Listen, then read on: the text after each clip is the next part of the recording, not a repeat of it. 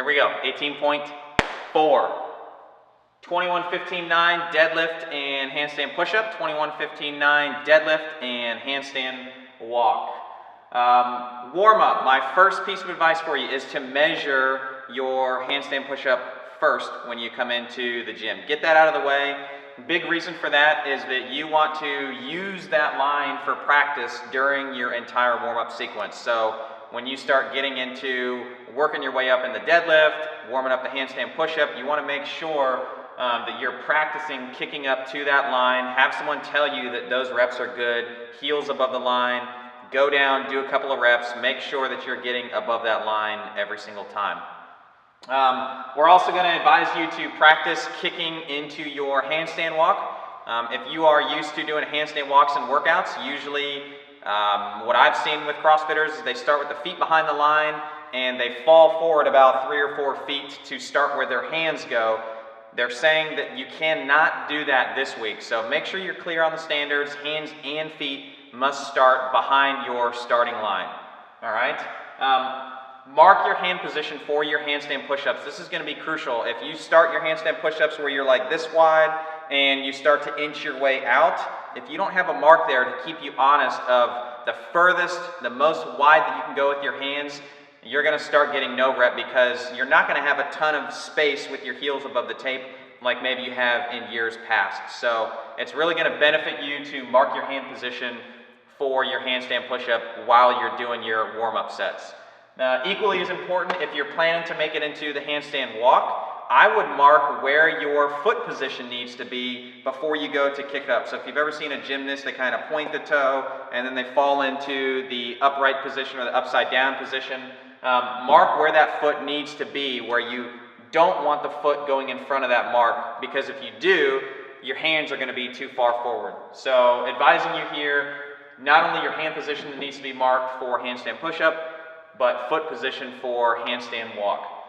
In terms of things to focus on to kind of keep you feeling good throughout the workout is good reps on the handstand push-up. I think the opening deadlift weight, if you've done Diane, you've been doing CrossFit a while, you've done this weight hundreds and hundreds of times. If you've done the open the past few years, we've done this deadlift weight. I don't think that's going to be an issue at all for folks. I do think that this new handstand push-up standard is going to throw some people for a loop. So really focus on getting good reps. What I would advise you to do is tell your judge to call out every good rep. And that means from the very first time that you kick up to the wall, coming off of the deadlift bar. The lighter weight deadlift, so we're talking 225 or 155 for guys and girls respectively. I would recommend pacing those. If you watched the elites go last night, you could see Panchik was doing, did a set of 6 and I think 5s after that. If these guys are breaking them, it probably would be smart on you to break them as well.